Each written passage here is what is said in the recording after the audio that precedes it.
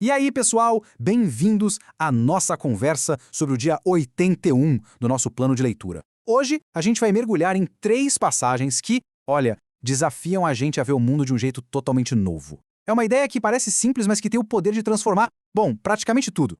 A grande pergunta que vai guiar a gente hoje é exatamente essa. Como é que a nossa perspectiva muda tudo? E as leituras de Mateus, Números e Eclesiastes dão pra gente 3 respostas, assim, muito poderosas. Então, bora lá mergulhar nisso. A gente começa com Jesus contando a parábola dos trabalhadores na vinha. E essa história, ela bate de frente com as nossas ideias mais comuns sobre o que é justo, sobre o que a gente merece. Então se prepara aí, porque o reino de Deus funciona com uma lógica bem diferente da nossa. Tenta imaginar a cena comigo. O dia está só começando, e o dono de uma vinha vai na praça contratar uma galera. Ele combina o pagamento padrão, 1 denário. Mas ele não para por aí não. Às 9 da manhã ele volta. Meio-dia, 3 da tarde. E olha só que doideira, até faltando 1 horinha para o expediente acabar, ele continua chamando mais gente que estava lá à toa, sem trabalho. E é aqui que vem o pulo do gato. Chega a hora de pagar e o dono da vinha dá para todo mundo exatamente o mesmo valor, 1 denário. Tanto para quem ralou o dia inteiro debaixo daquele sol forte, quanto para quem chegou no último minuto. Já dá para imaginar a confusão que isso deu, né? E o que é mais fascinante aqui é esse choque de mundos. De um lado você tem a reclamação, que é super-humana, focada na comparação, naquela justiça por mérito. Pô, a gente trabalhou mais, a gente merece mais. Mas do outro lado vem a resposta de Deus, que muda totalmente o foco. Sai da justiça e vai para a generosidade. A lógica do reino de Deus vira a nossa de cabeça para baixo. Não é uma questão de planilha, de quem merece o quê. É sobre a graça. O dono da vinha está basicamente dizendo: a minha bondade não se limita pelo seu esforço. É uma economia de presente e não de salário. Agora a gente pula para a nossa segunda leitura e vê como essa ideia de perspectiva fica ainda mais profunda. Em Números, a gente encontra uma nação inteira numa encruzilhada. Eles estão ali, na beirinha da Terra Prometida, e a perspectiva que eles vão escolher vai definir o destino de uma geração inteira. É uma escolha dramática entre o medo e a fé. Olha, a missão parecia bem direta. Moisés envia 12 espias, um líder de cada tribo, para dar uma olhada na terra de Canaã.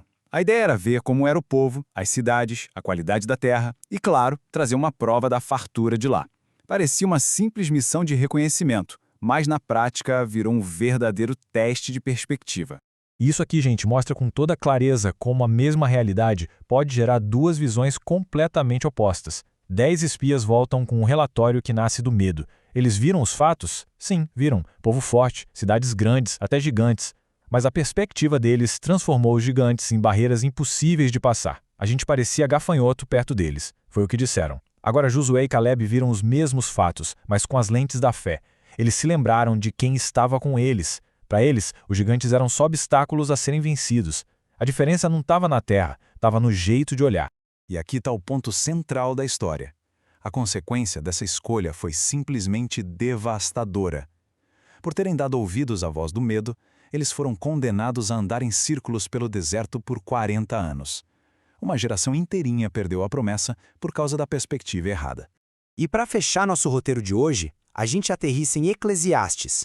É um livro que encara a realidade da vida debaixo do sol com uma honestidade assim brutal. Numa primeira lida parece até pessimista, falando que o mesmo fim espera todo mundo. Mas na verdade, ele nos dá uma sabedoria profunda sobre como viver com propósito no meio de toda essa incerteza. O autor joga essa imagem forte na nossa cara, né? É para chocar mesmo, para fazer a gente parar e pensar. Um leão é o rei, símbolo de força, de majestade. Um cachorro naquela época era um bicho comum, às vezes até desprezado, mas um cachorro vivo, por mais simples que seja, vale mais que um leão morto. E o que ele quer dizer com isso é simples, mas é profundo. Quer dizer que, enquanto a gente está vivo, tem esperança, tem oportunidade. Os mortos não sabem de mais nada, não participam de mais nada, a morte iguala a todo mundo. Então, o valor, a chance, a alegria, tudo isso está concentrado no presente, no agora. E partindo desse jeito de pensar, o conselho que ele dá se torna super prático, libertador até. Já que a gente não controla o futuro e a morte é certa, o que sobra? Viver o presente com tudo. Encontre alegria nas coisas simples, como comer e beber. Invista tempo em quem você ama. E em tudo que for fazer, se joga, faz com toda a sua força. Isso não é para ser pessimista. Pelo contrário, é um convite para a gente viver hoje com tudo que a gente tem. Tá, e como é que a gente junta tudo isso? As 3 leituras de hoje, mesmo sendo tão diferentes, apontam para um único lugar. A importância de trocar a nossa perspectiva, que é limitada, pela perspectiva de Deus, que é ampla, cheia de graça. E essa tabela aqui, gente, resume tudo de um jeito perfeito. Olha só comigo. Em Mateus, a gente sai de um foco na justiça que a gente acha que merece, para um foco na generosidade de Deus. Em Números, a gente para de focar nos gigantes que só trazem medo e começa a focar na promessa que constrói a fé. E por fim, em Eclesiastes, a gente deixa de focar só no fim da vida, que pode paralisar a gente, para abraçar o propósito que existe no agora. É como trocar de óculos, sabe? Em todas as áreas da vida. A grande sacada de hoje é essa. A lente que a gente usa para ver a vida muda a própria vida. E a Bíblia é a ferramenta mais poderosa que a gente tem para ajustar essa lente. Se essa jornada de calibrar a perspectiva faz sentido para você, já sabe, né? Curte aqui a nossa análise e segue o canal Pneuma BR para a gente continuar essa conversa. E eu deixo essa reflexão final aqui pra gente. Pensa aí nos gigantes da sua vida hoje. Pensa nas suas ideias sobre o que é justo e naquele medinho do futuro. E se só por hoje a gente tentasse enxergar tudo isso não com os nossos olhos, mas com os olhos da fé na generosidade, na promessa e no propósito de Deus? A perspectiva de verdade pode mudar